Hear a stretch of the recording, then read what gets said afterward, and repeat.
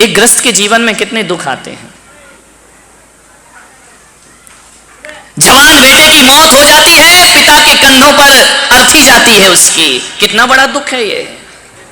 व्यापार फेल हो जाता है, आदमी ऊंचाइयों की सफलता तक पहुंचता है और बीच में ही हार जाता है, लौट आता है। कभी कभी बनते हुए काम बिगड़ जाते। आदमी की जिंदगी में सब चलता है। मान्यवर ज्ञान गंगा महोत्सव का समापन दिवस है और मैंने पहले ही दिन कहा था कि ज्ञान की गंगा वो गंगा है जब निकलती है तो पतली लकीर से निकलती है, लेकिन जब कलकत्ते में पहुंचती है तो गंगा सागर में परिवर्तित हो जाया करती है। और आज यह ज्ञान की गंगा गंगा सागर का रूप ले रही। कितने लोगों की उपस्थिति है, ये गंगा सागर बन गई है।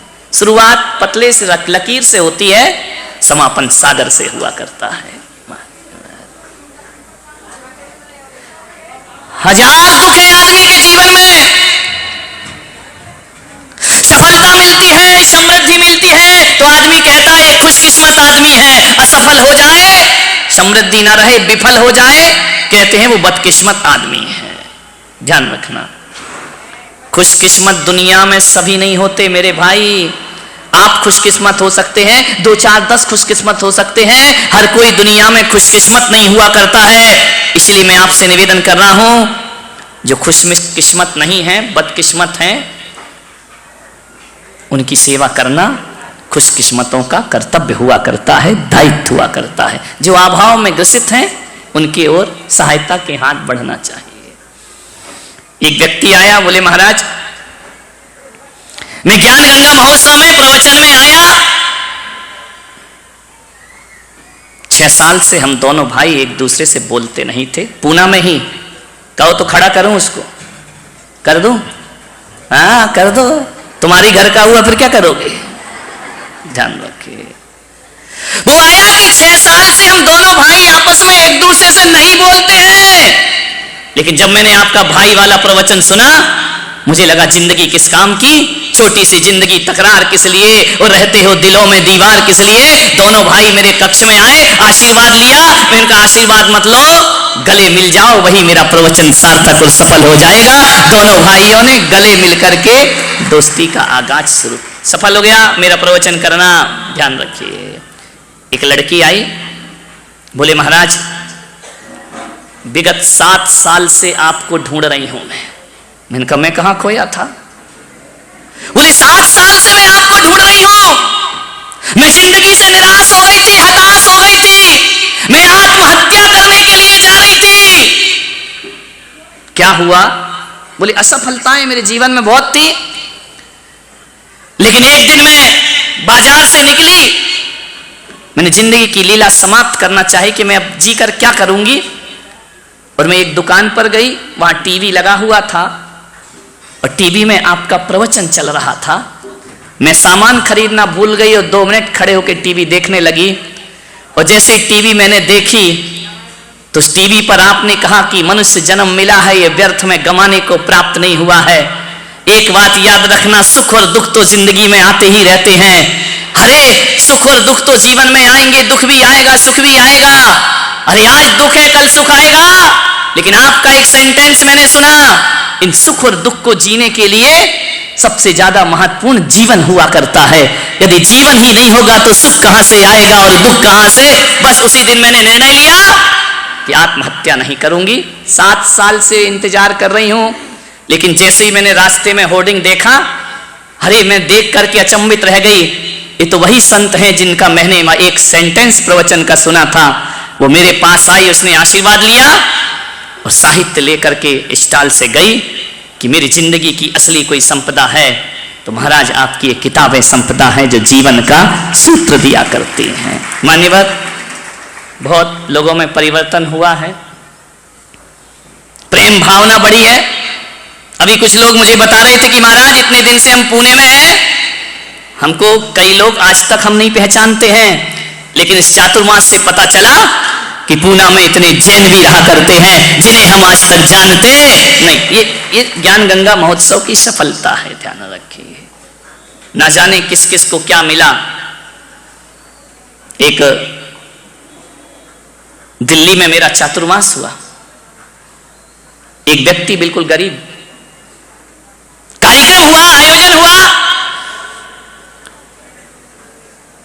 मुझे पता लगा, आयोजक लोग लेकर के आए और एक बिल्कुल गरीब साधारण से व्यक्ति से उन्होंने मेरी सभा का दीप प्रज्वलन कराया।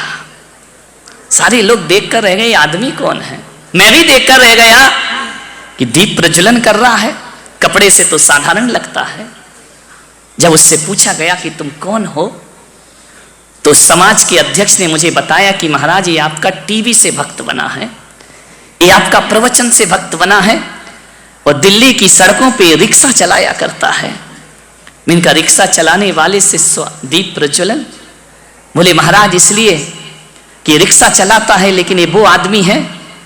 उस आदमी से मैंने खुद पूछा कि तुम अपनी जुबान से बताओ। बोले महाराज मैं दिन भर में क्या कमाता हूँगा, 100, 500, 1000 रुपये कमाता हूँगा। मैं बहुत गरीब आदमी हूँ, लेकिन एक दिन मैंने आपकी किताब पढ़ी, पुस्तक पढ़ी। इतनी अच्छी वो किताब और इतनी अच्छी वो पुस्तक मुझे लगी। मैंने उस दिन से संकल्प ले लिया, ध्यान रखना एक गरीब आदमी, और मैंने अपने महीने की आय में से 2100 रुपये आपको पता नहीं है, और ट्रस्ट को मैं हर महीने पहुंचाया करता हूं। बोले किस लिए पहुंचाया करता? मैंने कहा बोले इसलिए महाराज कि आपके विचारों की ये किताब जन जन तक पहुंचे, क्योंकि धन दौलत माया किसी को दे दो तो कुछ नहीं होता है, लेकिन आपकी किताबों में वो ताकत है जो जिंदगी की सोच को बदल दिया करते हैं, जीने के अंदाज को बदल दिया करते हैं। और मैं जब तक जीवित हूं मैं ये धनराशि केवल और केवल साहित्य के प्रचार प्रसार को देता रहूंगा। मान्यवर हकीकत बताऊं, उस दिन वो 2100 रुपए की राशि मुझे 21 करोड़ से भी ज्यादा वजनदार लगी कि आदमी लोगों की जिंदगी के बारे में सोचा करता है। इबादत करते हैं, पूजा करते हैं, लेकिन एक बात याद रखना पूना वालों, आज ज्ञान गंगा महोत्सव के माध्यम से एक संदेश मैं आपको देने जा रहा हूं, और संदेश इतना ही है कि मैं पुलक सागर कहता हूं कि इबादत करो, पूजा करो, वंदना करो, आराधना करो, लेकिन जहां तक मेरी सोच है कि माला फेरने वाले जो हाथ हुआ करते हैं, धर्म की पोथी पकड़ने वाले हाथ हुआ करते हैं, लोग कहते हैं वो बड़े पवित्र हाथ हुआ करते हैं। मैं पुलक सागर कहता हूं यदि माला फेरने वाले हाथ पवित्र हैं तो मदद करने वाले हाथ उससे भी ज्यादा पवित्र हुआ करते हैं। सेवा करने वाले हाथ माला से ज्यादा पवित्र हुआ करते। मदद करो, लोगों की सहायता करो, मान्यवर, उससे ज्यादा पवित्र होते हैं। जो हाथ लोगों की मदद करते हैं ना, वो हाथ आदमी के हाथ नहीं होते। अभी बताया गया ना, सेठ रसिक लाल मदद के लिए सदा खड़े रहते थे। आप क्या सोचते हो कि कोई रसिक लाल धारीवाल के हाथ थे? वो भगवान जब लोगों पे कृपा करता है ना, तो सीधे हाथ उसके जमीन पर नहीं आते, वो इन जैसे लोगों को अपना हाथ बनाकर जगत की सेवा करवाया करते हैं। संसार की सेवा वो ईश्वर के हाथ होते हैं। जो किसी के जख्मों पे मलहम लगाते हैं वो ईश्वर के हाथ होते हैं। जो किसी के सहारे के लिए आगे बढ़ जाए वो भगवान के हाथ। इंसान के बस में ये काम नहीं है। ये तो कोई देवता जैसा पुरुष ही मानव सेवा का काम इस जगत में कर सकता है। ध्यान रखना मान्य। मनुष्य स्वयं एक मंदिर है। एक बात स्मरण में रखना, मनुष्य स्वयं एक मंदिर है और ये धरती तीर्थ स्थान है। और जो मनुष्य ईश्वर की आराधना करता है, एक बात याद रखना, मानव की सेवा सबसे बड़ी ईश्वर की आराधना हुआ करती है। इससे बड़ी ईश्वर की कोई पूजा नहीं हो। इंसान हो, इंसान बनो। इंसान के काम ना आएगा तो क्या करोगे आप? अश्क में भीगी हुई मुस्कान का हम क्या करेंगे? छल फरेबों में मिले सम्मान का हम क्या करेंगे? काम जो इंसान के इंसान ही ना आ सका, तो फिर पूजते मंदिरों में भगवान का हम क्या करेंगे? इंसान के का ईश्वर ने भी तो यही किया है ना। ईश्वर का जब जब अवतार हुआ है, नारायण का अवतार हुआ है, तीर्थंकरों का अवतार हुआ है, इन्होंने क्या किया है? जगत की सेवा, जगत का कल्याण, जगत का भला किया है। ये ईश्वर की सबसे बड़ी आज्ञा और आराधना हुआ करती है। मैं आज इस मंच से उन लोगों को बड़े सम्मान के साथ याद करता हूं। रोटरी क्लब मानव सेवा के लिए बहुत कुछ काम किया करता है। महावीर इंटरनेशनल मानव सेवा के कार्य कर रहे हैं। ध्यान रखें, जी तो मानव सेवा का कार्य कर रहा है। और मेरे भी निर्देशन में पुलक मंच परिवार मानव सेवा के लिए पूरा जीवन समर्पित करके जी रहा है। ध्यान रखिए। मेरा एक भक्त है जोधपुर में, राजस्थान में, जाति का ब्राह्मण है, राजू व्यास उसका नाम है, हेडमास्टर है स्कूल में, उसकी पत्नी नर्स है, उसने मुझसे मंत्र दीक्षा ली है। जानते हो, आपको विश्वास नहीं होगा, उस आदमी ने मेरे से प्रेरणा लेकर के एक एम्बुलेंस तैयार की। कोई ड्राइवर नहीं रखा है, खुद चलाता है, मरीजों को फ्री अस्पताल ले जाता है, फ्री उनके घर पहुंचाता है। और ऐसा ही नहीं कि केवल अस्पताल ले जाना, जितनी बार अस्पताल में डॉक्टर बुलाता है वो वात्सल्य धारा के नाम से वह एम्बुलेंस लेकर के उनकी सेवा करता है।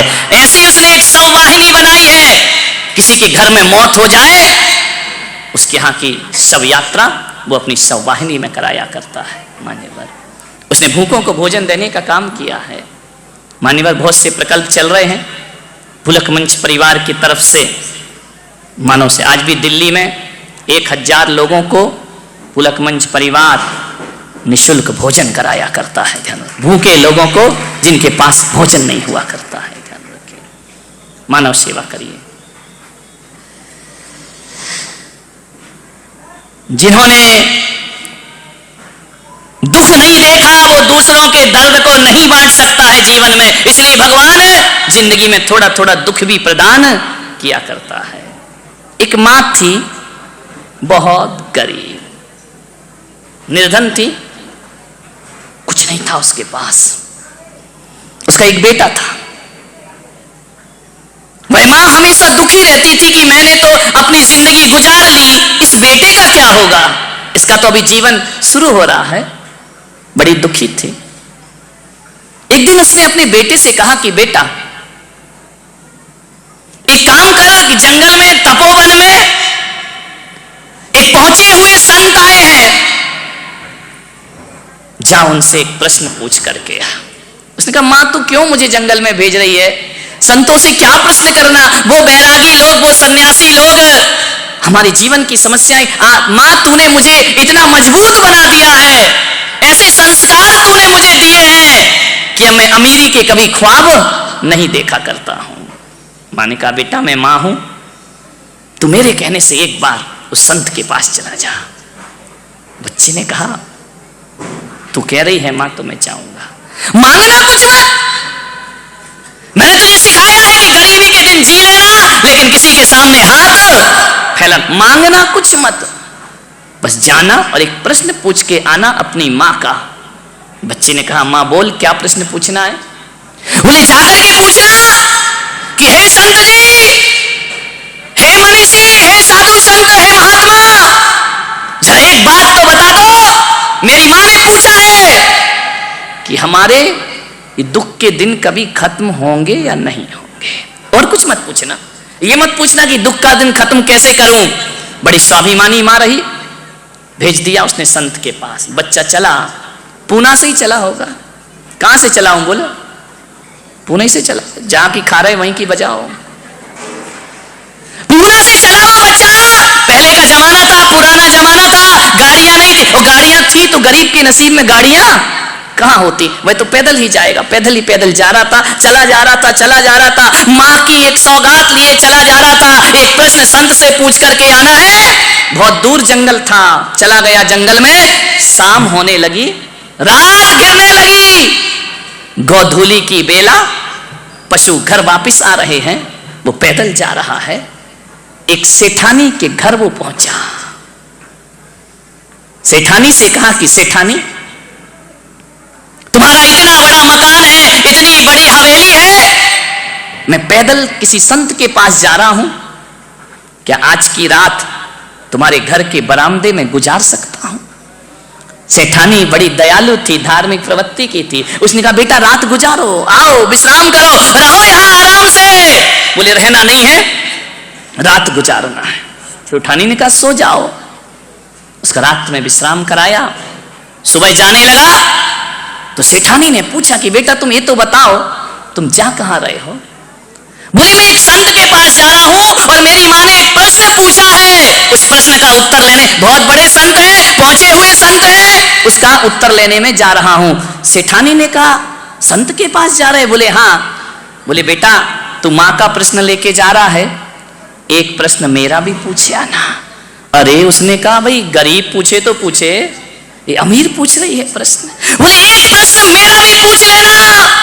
लड़का बड़ा संस्कारी था, उसने कहा कि मां तेरे घर में मैंने रात बिताई है, जो प्रश्न कहेगी मैं पूछूंगा, जरूर पूछूंगा, प्रश्न ही तो पूछना है। बोले बस पूछ के आ जाना। बोले क्या प्रश्न है? बोले बस जाके संत जी से पूछना मेरी जो बेटी है वो बोलती नहीं है, जन्म से ही नहीं बोलती है, इतना पूछना। मैं मां हूं, मेरी चिंता है ये बेटी बोलेगी या नहीं बोलेगी, इसका विवाह होगा या नहीं हो, दो ही चिंता रहती है माँ बाप को। बोले ठीक है सेठानी, मैं जाके जरूर पूछूंगा। आगे बढ़ा, जैसे ही चलते गया 12-1 बज गए। प्यास लगी बड़ी जोर से, पानी की जरूरत थी उसे। क्या देखता है एक जंगल में एक पेड़ के नीचे कोई महात्मा बैठे हुए हैं। महात्मा से जाकर देखा कि महात्मा के कमंडल में जल भरा हुआ है। उसने महात्मा से कहा कि संत जी 2 अंजलि पानी पिला दो, मुझे बहुत प्यास लगी है। संत हृदय था, बोले लो बच्चे पानी पियो, मैं तुम्हें प्यास बुझाता हूं तुम्हारी। लेकिन एक बात तो बताओ बेटा, तुमको मैंने पहली बार देखा है, तुम जा कहां रहे हो? बोले एक बहुत पहुंचे हुए महायोगी आए हैं, मेरी मां ने भेजा है कि जाके उनसे एक प्रश्न पूछ के। अरे उसने कहा एक काम कर बेटा, एक प्रश्न, हाँ ये तो दुनिया में लाइन लगी है, क्या करोगे प्रश्नों की, हर जगह जहां चले जाओ वहीं कोई ना कोई प्रश्न। समस्या सब जगह है जीवन में, चाहे कहीं भी जाओ। उसने कहा बाबा जी तुमको क्या समस्या है?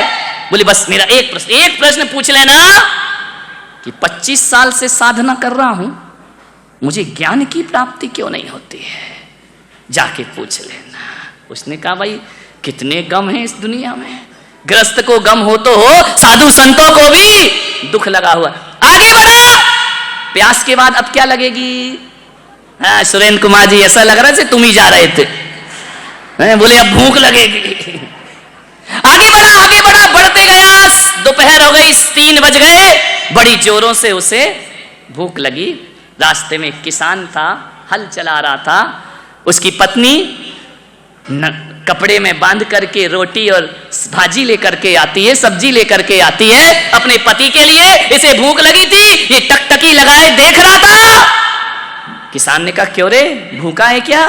बोले हाँ, ले रोटी खा। ध्यान रखना क्या जमाना था पहले का कि कोई भूखा होता था तो अपनी थाली का भोजन उसको दे दिया करते थे। संत एकनाथ जी महाराज भोजन करने के लिए बैठे, हाथ पैर का मुख का आचमन किया, ध्यान लगाकर बैठे, भोजन की थाली सामने रखी है, और भोजन की थाली रख के आंख बंद करके प्रभु का ध्यान कर रहे। आंख खोली तो क्या देखते हैं संत एकनाथ, कुत्ता रोटी लेकर के भाग गया। संत ने आंखें खोली, थाली खाली, रोटी गायब। अरे उनने कहा कहां गई मेरी रोटी, मैं तो परमात्मा का ध्यान कर रहा था और वो कुत्ता रोटी लेकर के। संत एकनाथ उठे, घी की कटोरी लेकर पीछे पीछे जा रहे। हे प्रभु रुको, हे नारायण रुको, ठहर जाओ, कुत्ता तेज भाग रहा है। संत पीछे पीछे कटोरी लेकर के भाग रहे, अंत में कुत्ते को पकड़ लिया, रोटी मुंह में है। संत एकनाथ, लोगों ने कहा कैसा संत है, कुत्ते से रोटी छुड़ाने को भाग रहा है। पीछे पीछे गए, जाकर के हाथ जोड़ा उस कुत्ते के, हे नारायण। बोले क्या हुआ? लोगों ने कहा ये कर क्या रहे हैं संत एकनाथ? कहा हे नारायण, हे प्रभु, ये रूखी रोटी क्यों ले जा रहे हो? घी तो छोड़ गए हो, ये घी की कटोरी लो, लाओ तुम्हारी रोटी में घी लगा देता हूं, घी लगी रोटियां खाइए। अरे लोगों ने कहा संत जी ये क्या कर रहे हैं आप, कुत्ते को घी लगा रहे हैं? मालूम है हमारे देश की संस्कृति, सभ्यता और मनीषी कहती है, संत के मुंह से निकला, बारे प्रभु क्या ओढ़नी उड़ाई मुझे इंसान की, तुमने शकल बना ली स्वान की। हम तो वो लोग हैं जो जानवरों में भी भगवान के दर्शन किया। संत एकनाथ रोटी छीनने नहीं भागे, संत एकनाथ भागे कि घी लगी रोटी खाओ, तुम्हारा जीवन का आनंद आ जाएगा। तुमको ध्यान रखिए, मान्य क्या लोग थे। आज तो ये देखते हैं कि आदमी बैठा है, घर ही नहीं जा रहा है, ये जाए तो हम खाए। ध्यान रखना, मामला बड़ा गड़बड़ उल्टा हो गया है। पहले के लोग आवाज लगाते थे आंगन में जाकर कि मेरी आवाज जहां जहां तक जा रही हो, जो भी भूखा इस मोहल्ले में हो, मेरे घर आए, भोजन ग्रहण करे, उसके बाद में भोजन ग्रहण कर। पहले के वो लोग हुआ करते थे, सोचते थे ना कि कोई आवे तो हम खावे। आज के सोचते ये जावे तो हम खावे। ध्यान रख, मामला बदल गया। क्या लोग थे पहले के। किसान ने उसे रोटी खिलाई। किसान ने पूछा कि बेटा कहां जा रहे हो? उसने कहा फिर फंसे।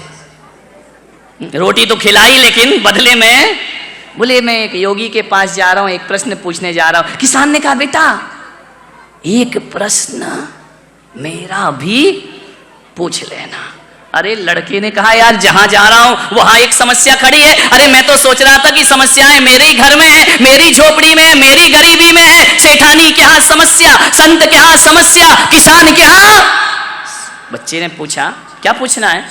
बोले ये पूछना कि मैं मेहनत बहुत करता हूं, हल चलाता हूं, बीज बोता हूं, फसल बड़ी नहीं होती है। जो पेड़ लगे हैं मेरे खेत में इसमें फल नहीं आते हैं। संत से पूछना यहां फसल आएगी या? उसने कहा ठीक है, आपकी रोटी खाई है, पूछ लूंगा आपके लिए। बच्चा सोच रहा है हर किसी के घर में दुख है। ऐसा कोई घर नहीं है जिसमें कोई ना कोई दुख ना हो संसार में। हर किसी के घर में कोई ना कोई दुख होता। कौन है जो सब सुखी हो इस संसार में? कोई 1000 में शायद ही खुश होता है। कोई 1000 में शायद ही खुश होता है। कोई किसी को रोता है, कोई किसी को रोता है। हर घर में ये मातम है, मेरा गम कितना कम है। दुनिया में लाखों गम है, मेरा गम कितना कम है।